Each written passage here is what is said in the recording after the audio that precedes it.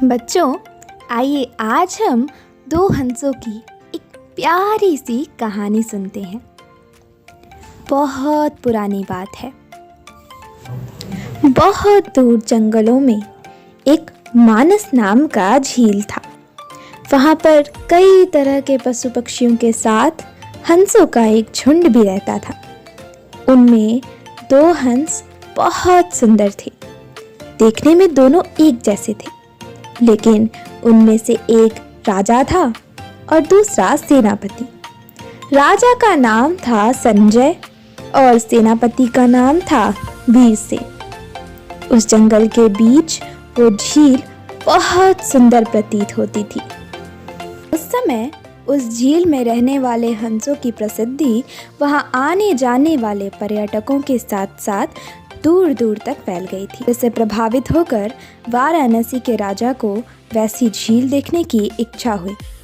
राजा ने अपने राज्य में बिल्कुल वैसी ही एक सुंदर झील का निर्माण करवाया और वहाँ बहुत ही आकर्षक फूलों और फलों के पेड़ लगवाए और अनेक प्रकार के जानवरों और पक्षियों को उसने तालाब के पास छोड़ दिया।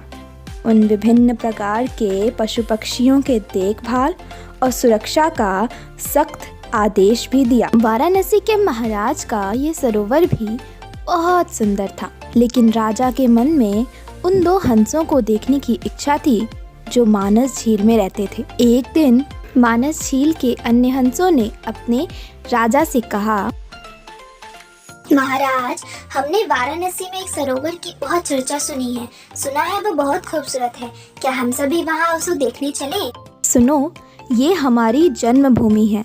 इसे छोड़कर वहाँ सिर्फ देखने जाना बहुत खतरनाक हो सकता है, इसलिए ये इरादा तुम लोग छोड़ दो।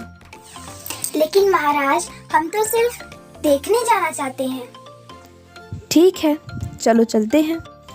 फिर सभी हंस वाराणसी के सरोवर की ओर उड़ चले। एक लंबी यात्रा के बाद वे सभी वहां पहुंचे।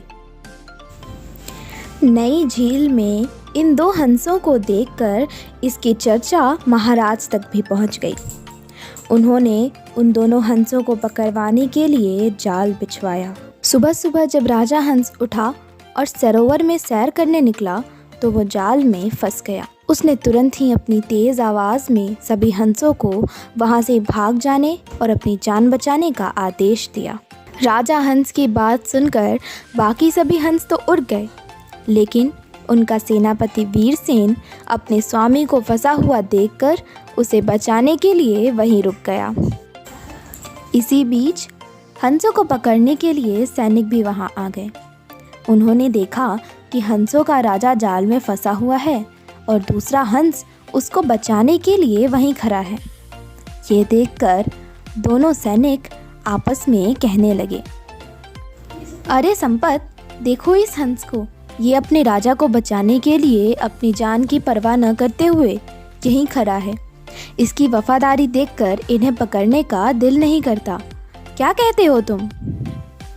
हाँ भाई विक्रम, सच कह रहे हो।